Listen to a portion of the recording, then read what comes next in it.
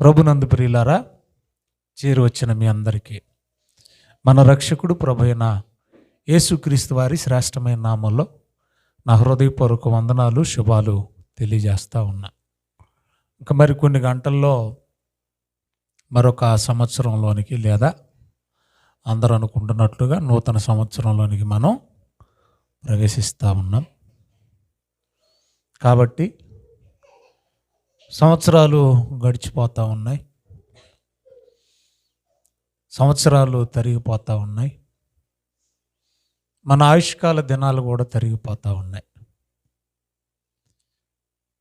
మన మరణానికి, ప్రభు రాకడకు మనం దగ్గరవుతూ ఉన్నాం. కాబట్టి మన నిర్ణయాల్లో మార్పు రావాలి. మార్పు అనేది ప్రియులారా రెండు రకాలు. కొన్ని మన ప్రమేయం లేకుండానే మారిపోతూ ఉంటాయి.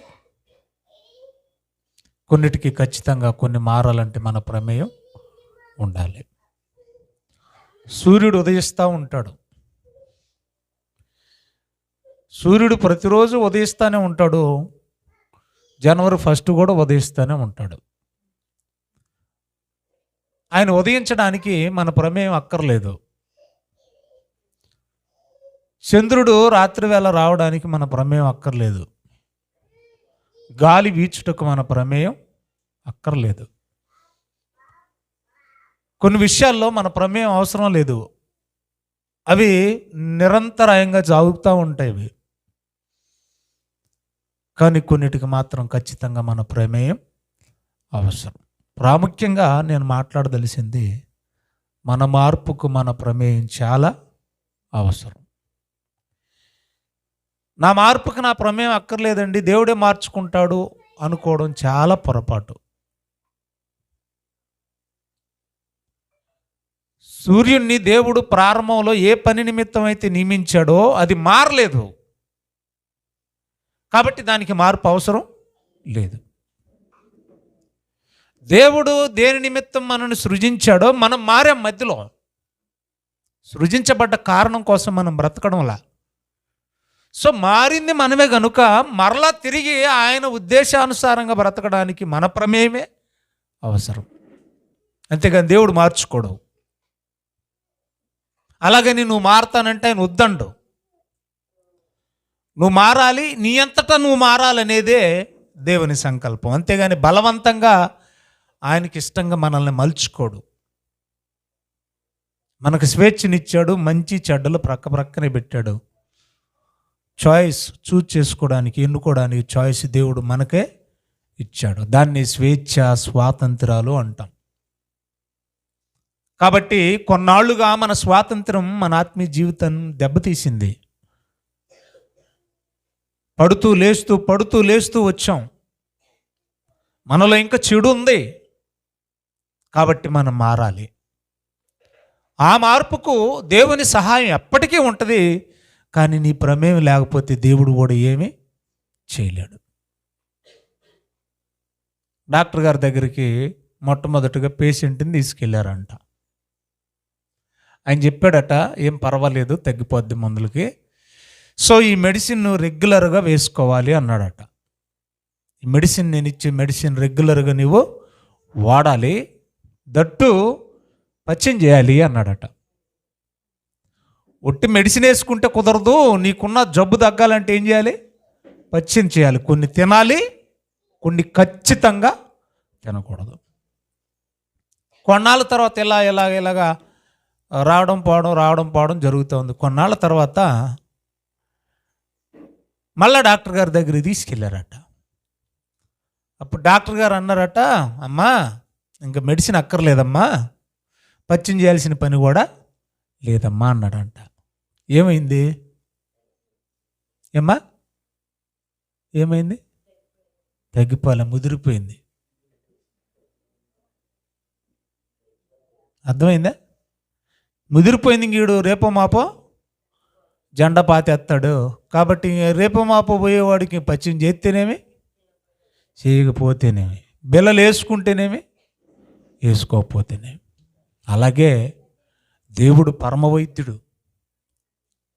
మనకు డాక్టర్ లాగా చెప్తా ఉంటాడు, ఇది చెయ్యండి, ఇది చెయ్యకండి, ఇలా ఉండండి, ఇలా ఉండకండి. దేవుడు ఇవన్నీ చెప్పాక కూడా మనం ఇష్టానుసారంగా పచ్చి లేకుండా బతికాం అనుకోండి, ముదిరిపోద్ది. ఏంటది? రోగం. ముదిరిపోయాక డాక్టర్ గారు ఎలాగైతే చెప్తాడో ఇంక పచ్చిమ అక్కర్లేదు అన్నట్టుగా దేవుడు కూడా మనల్ని ఏం చేస్తాడో తెలుసా? భ్రష్ట మనసుకు వదిలేస్తాడు. అలాగా ఉండాలనేది దైవ సంకల్పం కాదు, దానికి కారణం నువ్వే.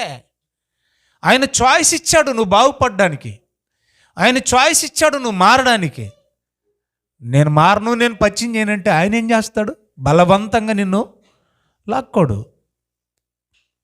అలా బలవంతంగా మార్చే పని అయితే అది బానిసత్వం అవుతుంది కానీ కుమారత్వం కాదు. పిల్లలకు మనం స్వాతంత్రం ఇచ్చినట్టు దేవుడు కూడా మనందరికీ ఏమి ఇచ్చాడు?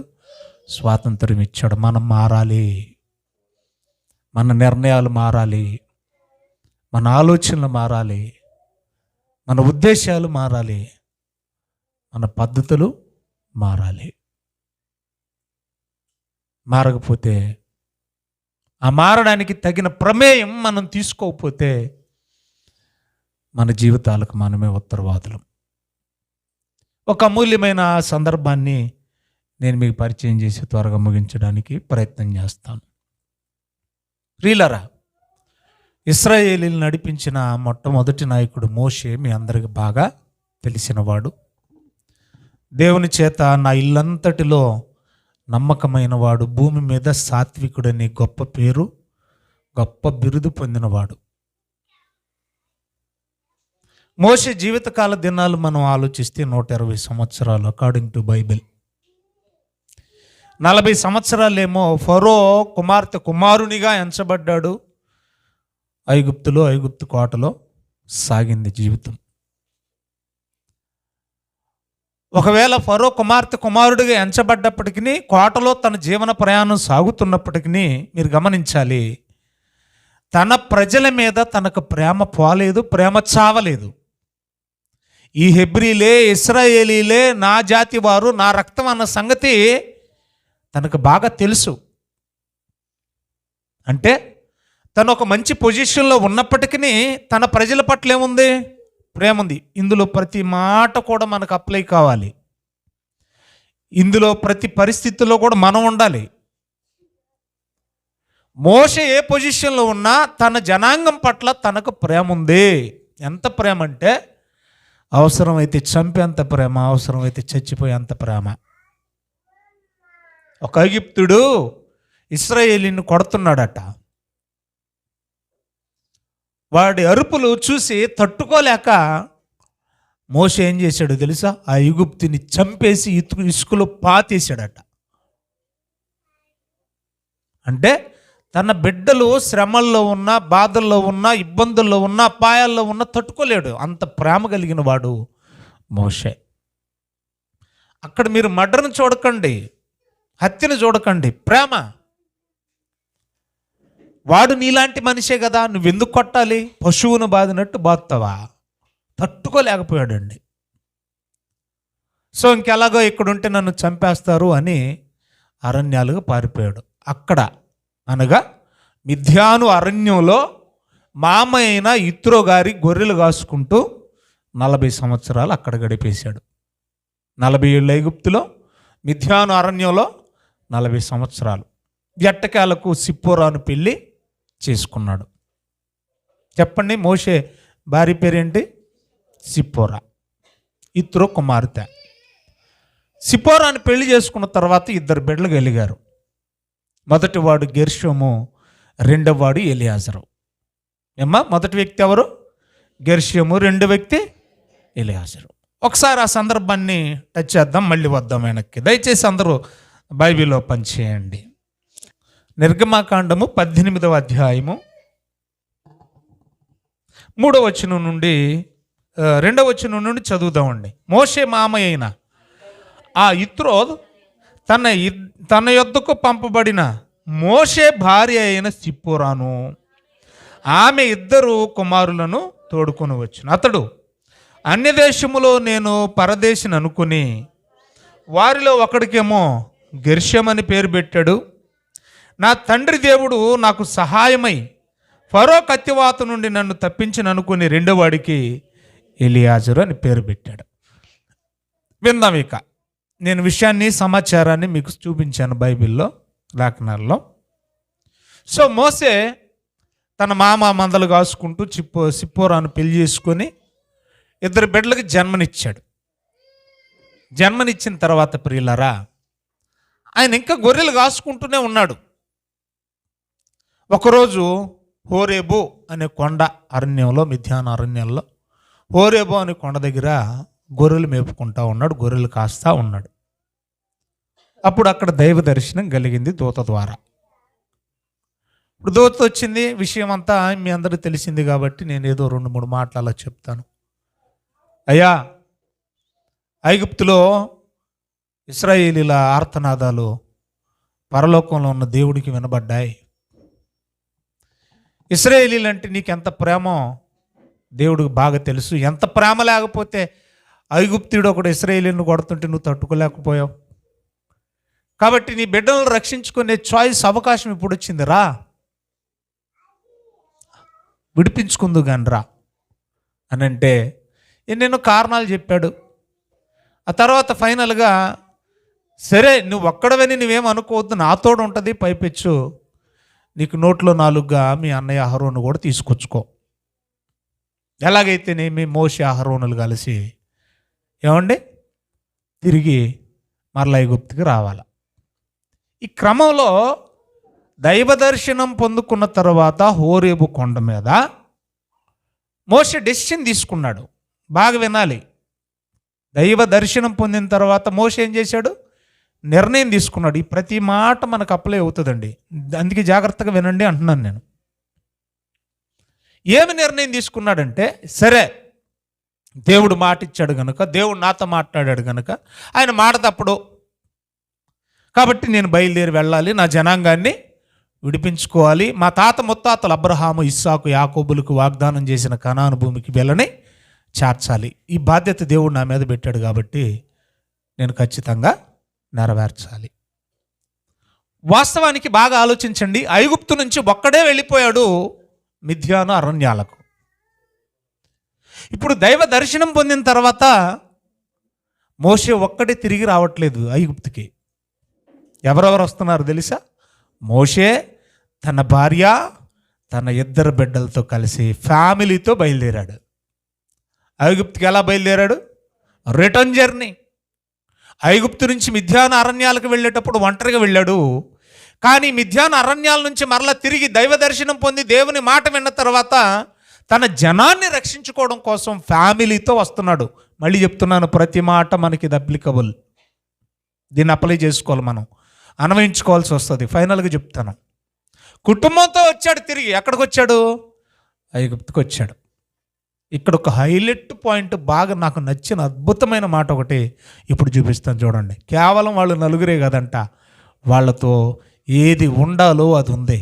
ఏముంది, ఏం వెంట పెట్టుకొని వచ్చాడో రిటర్న్ జర్నీలో ఒకసారి మనం చూద్దాం. నిర్గమకాండం 4వ అధ్యాయం 20వ వచనం చదువుదాం.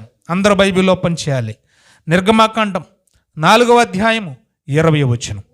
మోషే తన భార్య అయిన సిప్పోరాను, తన 2 కుమారులను తీసుకొని గాడిద మీదకి ఎక్కించుకొని ఐగుప్తుకి తిరిగి వస్తున్నాడు. బాగా వినాలి.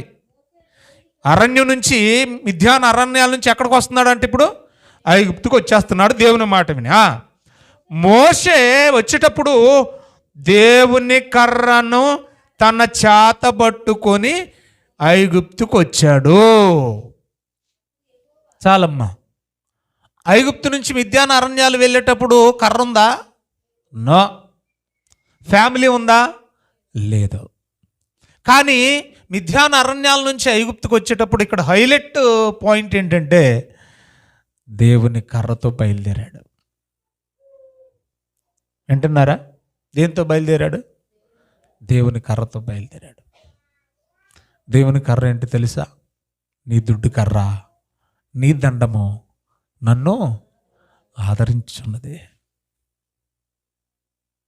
అదే షిప్పోర్డ్ స్టిక్ అంటారు. ఏంటి దేవుని కర్ర? అదే దేవుని వాక్యం. ఏమ్మా, దేవుని కర్ర అంటే ఏదో కాదు, దేవుని వాక్యమే దేవుని కర్ర. ఆది యందు వాక్యం ఉండెను, వాక్యము దేవుని యొద్ద ఉండెను, ఆ వాక్యమే. మీరు కర్రను కర్రగా చూడకండి, కొంచెం మెచ్యూరిటీ లెవెల్లో ఆలోచించండి. దేవుని కర్ర అంటే దేవుడే. అర్థమవుతుంది మీకు? దేవుని కర్ర అంటే దేవుడే. ఎలాగాలే అది? ఎలాగంటే దేవుని కర్ర వాక్యం అయితే మరి ఆ వాక్యం ఎవరు? దేవుడు కాదా? అంటే మోషే ఐగుప్తు నుంచి మిద్యాను అరణ్యాలకు వెళ్ళేటప్పుడు ఒంటరిగా వెళ్ళాడు. కానీ మిద్యాను అరణ్యాల నుండి తిరిగి తన జనాన్ని విడిపించడం కొరకు, రక్షించుకోవడం కోసం దేవుణ్ణి వెంట పెట్టుకొని వస్తున్నాడు. ఐగుప్తులో 10 అద్భుతాలు చేసింది ఆ కర్రే, అనగా ఆ దేవుడే. అద్భుతాలు చేసే కర్రది, మహత్కార్యాలు చేసే కర్రది, సూచక్రియలు చేసే కర్రది, ఎర్ర సముద్రాన్ని 2 పాయలు చేసే కర్రది. అదే దేవుడు. అంటే దేవుడు లేని కాలమంతా శాంతిగా గడిచిపోయింది. దేవుడు ఉంటే ఎంత శాంతి ఉంటుందో, ఎంత ధైర్యం ఉంటుందో, ఎంత నెమ్మది ఉంటుందో, ఎంత బలం ఉంటుందో కర్ర చేతికొచ్చాక తెలిసింది మోషేకి. దేవుడు తన వెంట లేకపోతే, దేవుడు నా వెంట రాకపోతే నేను ఏమీ చేయలేను, నేను జీరో అన్న సంగతి ఆయనకి బాగా అర్థమైపోయింది. 40 ఏళ్ళు జీరోగా గడిపాను, మరొక 40 ఏళ్ళు కూడా జీరోగానే గడిపాను. ఇక గడపబోయే 40 ఏళ్ళు నేను జీరోగా ఉండొద్దు. నా వెంట ఎవరు ఉండాలి? దేవుడు ఉంటే అద్భుతాలు జరుగుతాయి. సో దేవుడు లేకుండా నేను కదలకూడదు, దేవుడు లేకుండా నేను ఏ పని చేయకూడదు, దేవుడు లేకుండా నా ప్రయాణం సాగకూడదు అనుకున్నాడు. ఆయన ప్రార్థన కూడా అదే చేస్తున్నాడు. నిర్గమాకాండం ఇంతకాలం దేవుడు లేకుండానే నా ప్రయాణం సాగింది. ఏమండి, దేవుడు లేని ప్రయాణం ఇంధనం లేని వాహన ప్రయాణం లాంటిదండి. పెట్రోల్ లేకుండా ఎంత దూరం తోసుకుంటూ వెళ్ళిపోతాం వాహనాన్ని మనం. దేవుడు లేని ప్రయాణం, మన తోడు లేకపోతే దేవుడు పెట్రోల్ లేకుండా వాహనంలో ప్రయాణం చేసినట్టే. అది సాగదు, ఇది కూడా సాగదు. అది అర్థమైంది మోషేకి. అర్థమయ్యి ఏమంటున్నాడు చూడండి, 33వ అధ్యాయము 15వ వచనంలో వ్రాయబడిన మాట. 33:15 చదువుదాం. నిర్గమకాండంలోనే మోషే అంటున్నాడు, నీ సన్నిధి నాతో రాని ఎడలంటే అర్థం ఏంటి? నువ్వు నాతో రాకపోతే. అంటే ఆయనకు అర్థమైపోయింది, ఆ కర్ర ఆయనే, ఆయన నాతో ఉంటే నాకు అపజయమే లేదు. ఈ సంగతి యెహోషువకు కూడా బాగా అర్థమైంది. అర్థమయ్యి మోషేకు తోడున్నాడు కదా, నాకు తోడుంటాడా? 1వ అధ్యాయం యెహోషువ గ్రంథం మనం చదువుతుంటే 5 నుంచి మనం చదువుతుంటే, నువ్వు అధైర్యపడకు యెహోషువ, నేను మోషేకు తోడై ఉన్నట్టు నీకు కూడా తోడై ఉంటాను. అంటే దేవుని తోడు ఎంత అవసరమో మనకి మీరు ఆలోచించాలి.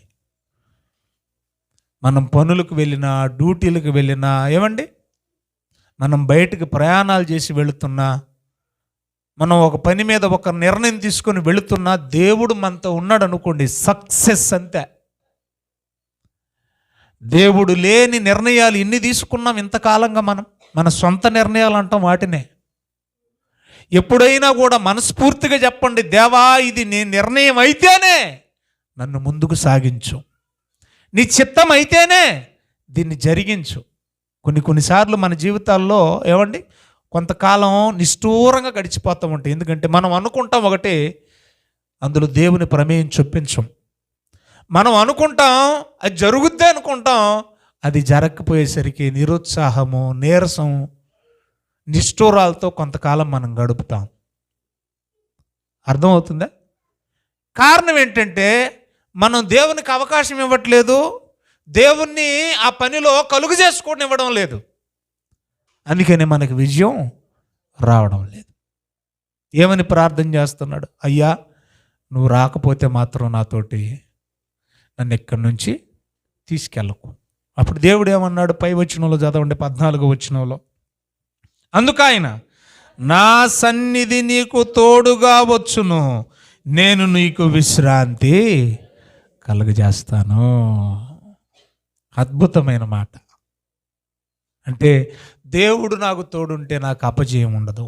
దేవుడు నాకు తోడుంటే ఇప్పుడు అన్నాడు కదా, నాకు శాంతి, విశ్రాంతి, నెమ్మది. ప్రియమైన దేవుని వారలారా, మీ వయసు మీకు తెలుసు. ఇంతకాలం 50 సంవత్సరాలు ఉన్నవాళ్ళు 50 సంవత్సరాలు జర్నీ చేశారు, 30 సంవత్సరాలు జర్నీ చేశారు, 40 ఏళ్ళు ఉన్నారు 40 ఏళ్ళ జర్నీ చేశారు, 20 ఏళ్ళు ఉన్నోళ్ళు, ఆ సంవత్సరాల వయసు ఉన్నవాళ్ళు అంత జర్నీ చేశారు. నేను మిమ్మల్ని అడుగుతున్నాను సూటిగా, మీ జర్నీలో మీతో దేవుడున్న కాలం ఎంత? నిజంగా మీరు తలపెట్టిన మీ ప్రణాళికల్లో, మీ పనుల్లో, మీ ప్రయాసల్లో దేవుడు ఉన్నాడా? దేవుడు నడిచాడా మీ వెంట?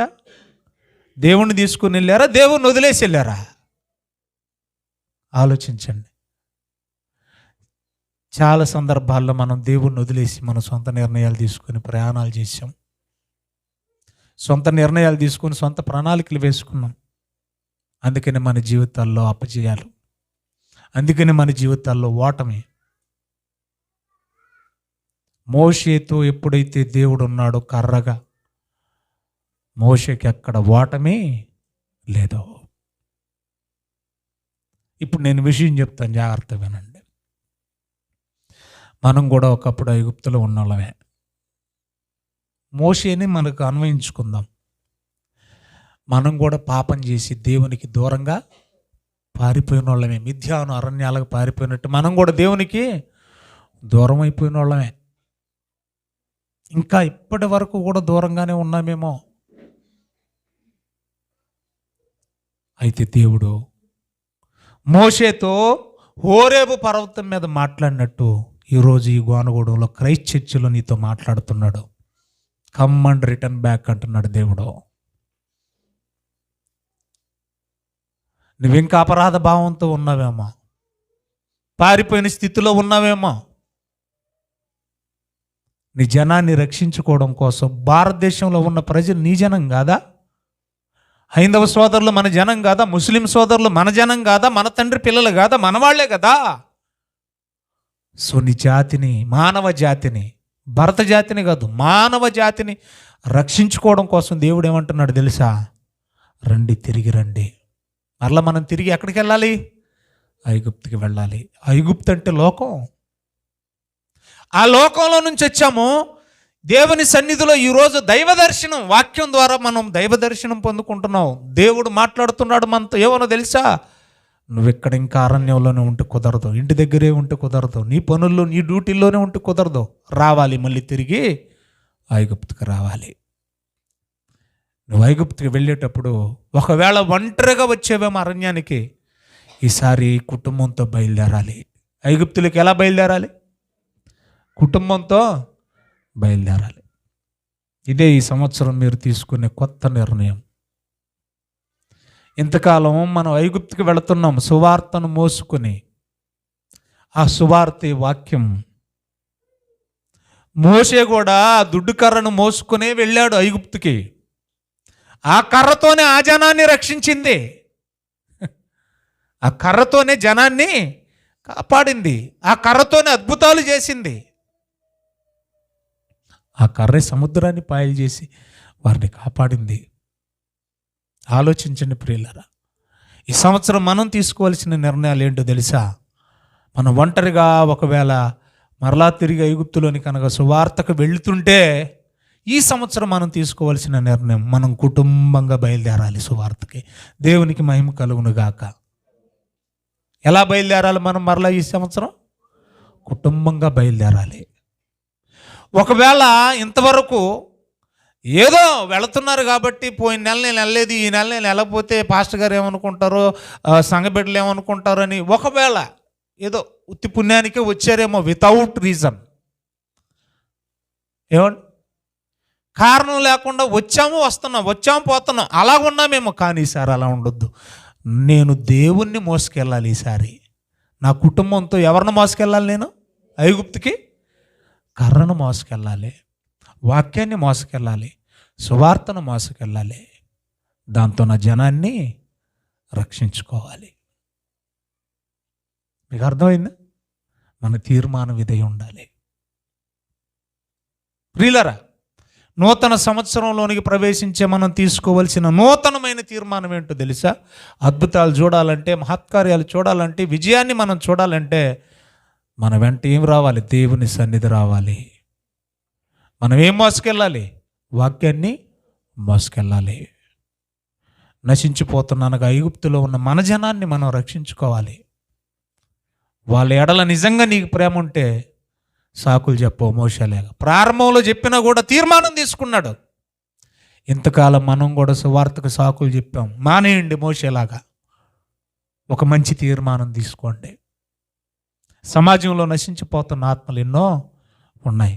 ఆ బాధ్యత మన మీద ఉంది. ఇది మొదటిది. రెండవది, దేవుని సన్నిధి లేకుండా ఇంతకాలం మనం ప్రయాణం చేశామన్నది నిజం. దేవుని సన్నిధి ఉంటే ఎలాంటి ఘనమైన కార్యాలు జరుగుతాయో అనేది నిజం. అది మోషే ద్వారా మనం నేర్చుకున్నాం. ఆయన కూడా ప్రార్థన చేస్తూ ఉన్నాడు, అయ్యా నేను వెళుతున్నా, నేను కదలాలంటే నీ సన్నిధి రావాలి, నీ సన్నిధి నాతో రాకపోతే నన్ను ఇక్కడి నుంచి తీసుకెళ్ళద్దు. మన ప్రార్థన ఇదే ఉండాలి. ఈ సంవత్సరం మనం ఏ పని చేసినా కూడా, అది ఏ కార్యమైనా కూడా, తండ్రి నీ చిత్తమైతేనే, నువ్వు నాతో వస్తానంటేనే, నీకిష్టమైతేనే నేను ఇక్కడి నుంచి బయలుదేరతా. మళ్ళీ ఇంకొక మాట కూడా చేయాలి ఇలాగ రివర్సులో. నేను బయలుదేరడం కాదు, నీకు ఇష్టమైతే నన్ను తోయి ముందుకి, లేకపోతే అసలు నా కాలు ముందుకి పడకూడదు అని ప్రార్థన చేసుకోవాలి. మనం సొంత నిర్ణయాలు తీసేసుకొని ఏమంటే అన్నీ చేసేసిన తర్వాత అనుకుంటాం ఇది దేవుని చిత్తం కాదని. మరి అది ప్రారంభంలో ఏమైంది?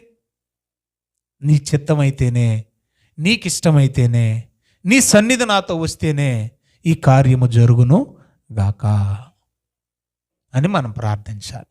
ఇది ఒకటి. రెండోది, దేవుని సన్నిధి మనతో ఎప్పుడూ ఉంటుంది. బాగా వినాలి ఈ పాయింట్. దేవుని సన్నిధి మనతో ఎప్పుడూ ఉంటుంది.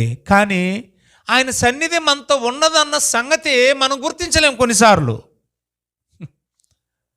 గుర్తించకుండగానే అవివేకంతో, అజ్ఞానంతో, ఒక మాట చెప్పన, అల్ప విశ్వాసంతో కంగారు పడిపోతూ ఉంటాం. నిజంగానే దేవుని సన్నిధి మనతో ఉన్నది అని తెలిసినప్పుడు మనకెంత ధైర్యం ఉంటుంది. దేవుని సన్నిధి ఉంటుంది, కానీ ఉన్నదనే దాన్ని మనం గుర్తించం.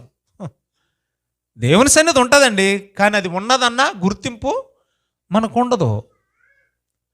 కాబట్టి మనం ఏం చేస్తామంటే తొందరపడిపోతూ ఉంటాం, భయపడిపోతూ ఉంటాం. ఏమవుతుందో, ఏం జరగబోద్దోనన్న ఆందోళనలో మనం ఉండిపోతూ ఉంటాం. కానీ చిత్రం ఏంటంటే దేవుని సన్నిధి ఉన్నా దాన్ని గుర్తించిన గుడితనంలో ఉంటాం మనం. ది బెస్ట్ ఎగ్జాంపుల్ మత్తయి సువార్త 8వ అధ్యాయం. రాసుకోండి, ఇంటికి వెళ్ళి చదవండి.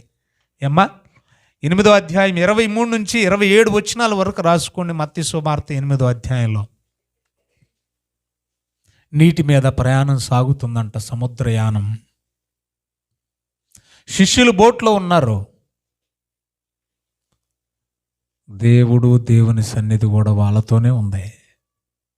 వింటున్నారా? యేసయ్య లేడా? వాళ్ళతో ఉన్నాడు. యేసయ్య ఉన్నాడని గుర్తించారా వాళ్ళు? నిజం చెప్పండి, గుర్తించలేదు. ఎప్పటి వరకు గుర్తించలేదు? ఆయన సముద్రాన్ని, గాలిని గద్దించి నిమ్మలపరిచేంత వరకు ఆయన సన్నిధి వాళ్ళతో ఉందన్న సంగతే వాళ్ళకి తెలియదు. అందుకన్నాడు, అల్ప విశ్వాసులారా. ఎందుకు ఆందోళన మీకు? నేనున్నాను అన్న సంగతి, నా సన్నిధి మీతో ఉందన్న సంగతి తెలిస్తే మీకు అసలు ఆందోళన ఉంటుందా? ఆలోచించండి.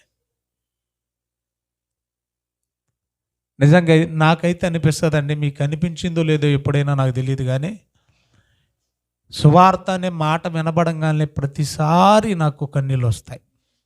ఎందుకు తెలుసా?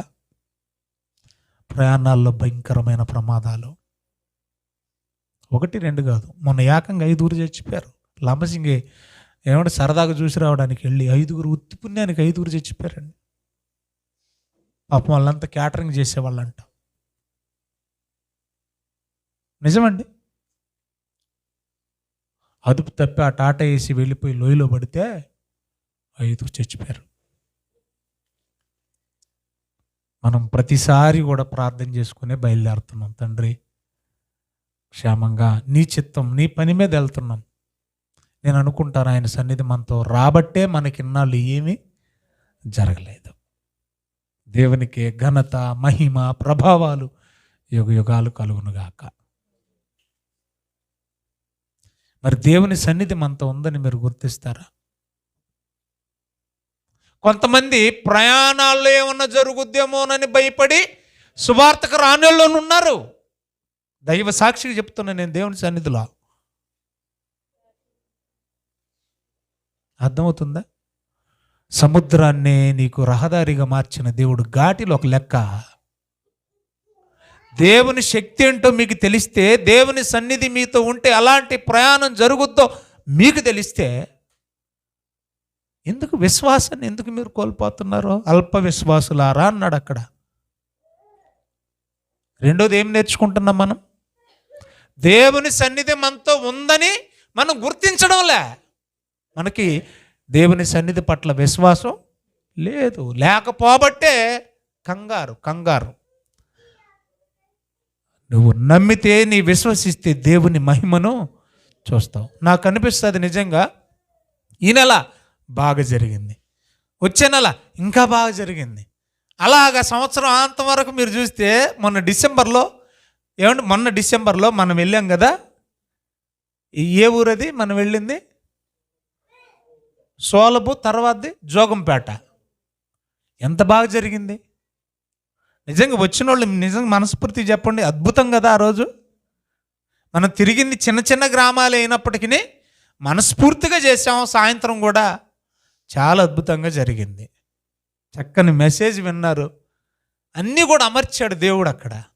వాస్తవంగా ఈ రోజుల్లో ఒక సేవకుడు అంటే ఒక సేవకుడు పడదు, కానీ అక్కడ సేవకులందరూ ఏకమై ఏమండి వాళ్ళు ఎంత సాయం చేశారు, ఎంత సహకరించారు. ఆఖరికి మనకు అన్నం కూడా వండి వాళ్ళే పెట్టారు.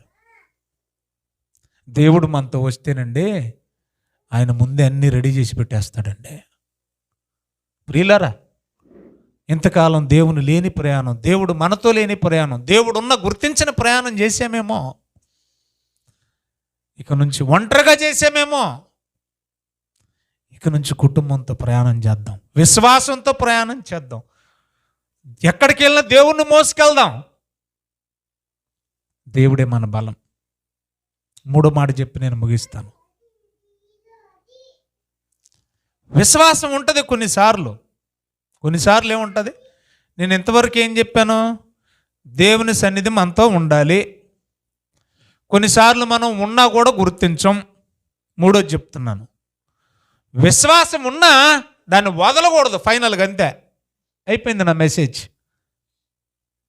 మనలో విశ్వాసం ఉంటుంది, కొన్నిసార్లు విశ్వాసం ఏమైపోతుంటుంది చెప్పండి? ఏమండి? వదిలేస్తూ ఉంటాం మనం. విశ్వాసాన్ని వదిలేసామంటే దేవుణ్ణి వదిలేసినట్టే. పాపం యాకోబు అంట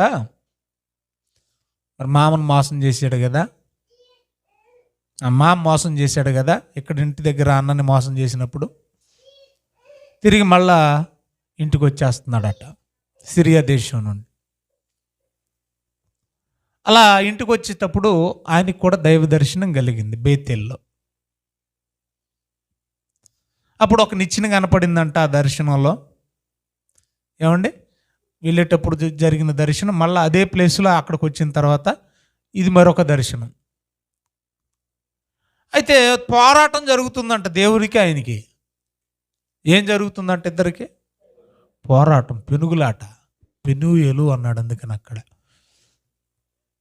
ఎంతగా పోరాటం అంటే ఈ తుంటి గూటు ఉంది చూసారు, ఈ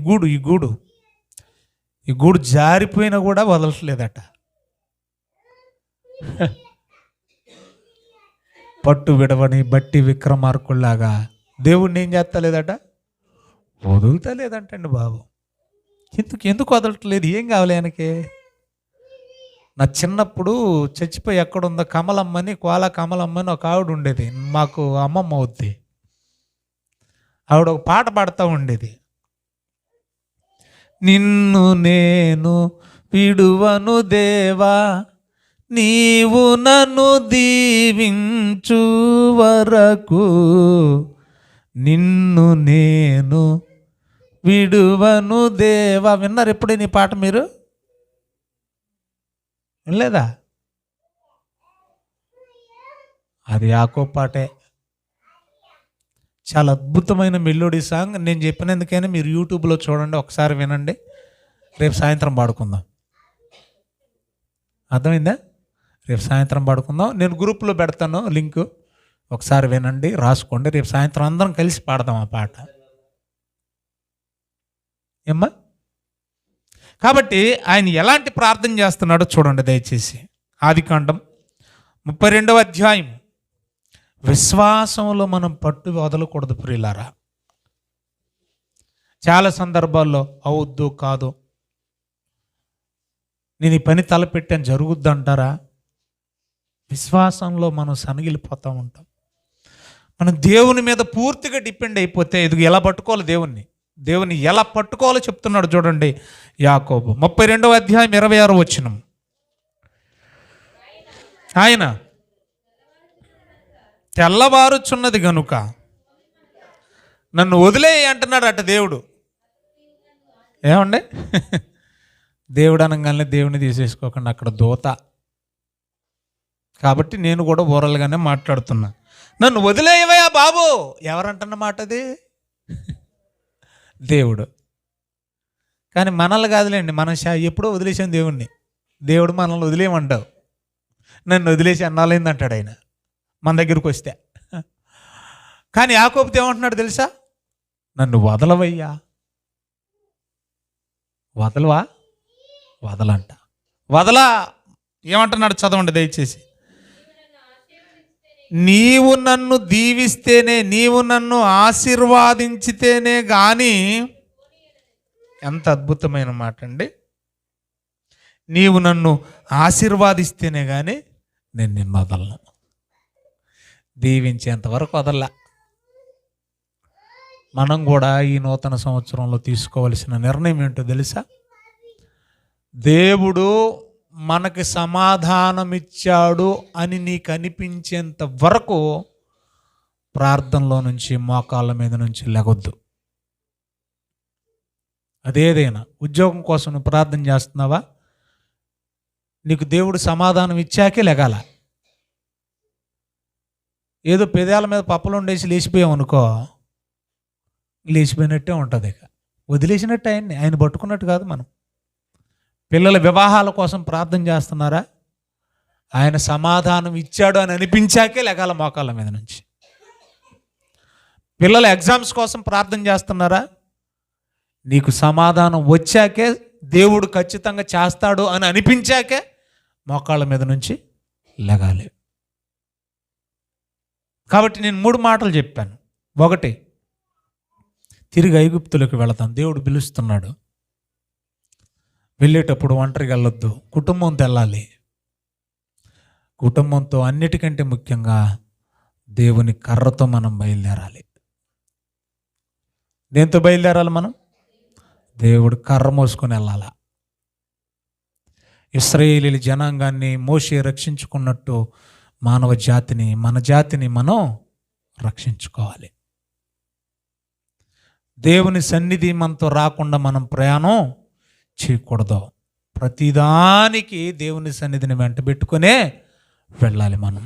ఆఖరి కూరగాయల మార్కెట్కి వెళ్ళినా కూడా. 2,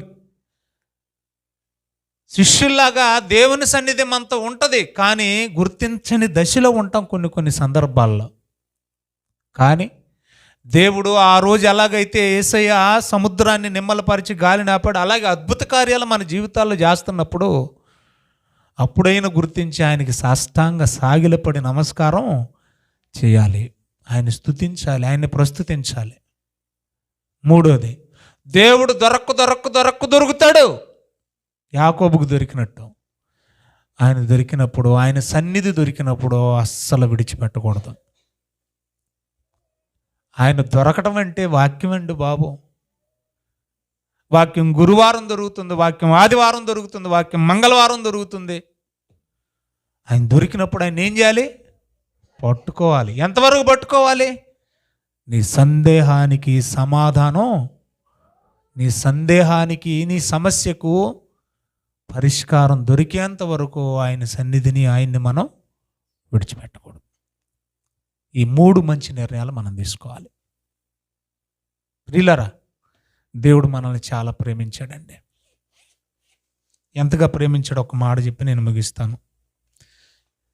కాలం విలువైంది, కాలం విలువైంది, కాలం విలువైందని ఎన్నాళ్ళు మనం నేర్చుకున్నాం. కానీ కాలం కంటే విలువైంది జీవితం. ఈ విలువైన జీవితాన్ని ఉత్తిపుణ్యాన్ని ఉత్తి గడిపేసి మనం వెళ్ళిపోతున్నాం కాటికి. నీ జీవిత విలువ నీకు అర్థం కావట్లేదు. ఒక్కసారి జీవిత విలువను అర్థం చేసుకోండి. ఆ తర్వాత నూతన సంవత్సరాలు అడుగు పెట్టండి. బైబిల్ అంటాడు కదా, యేసు ప్రభు, ఒకడు లోకమంతా సంపాదించుకొని తన ప్రాణాన్ని పోగొట్టుకుంటే అన్నాడు. అంటే లోకమంతా ఒక ఎత్తు అయితే ప్రాణం ఒక్కటి ఒక ఎత్తట. మనం ఈ లోకంలో ఉన్న పెంట కోసం మన ప్రాణాన్ని రిస్క్ చేస్తున్నాం మనం. అంటే ఇలా రిస్క్ చేసేవాడికి ఈ ప్రాణము ఈ జీవితం విలువ వాడికి అర్థం కావట్లే. లోకమంతా సంపాదించుకొని ప్రాణం పోయింది అనుకోండి, ఏమన్నాడు అక్కడ ఆయన?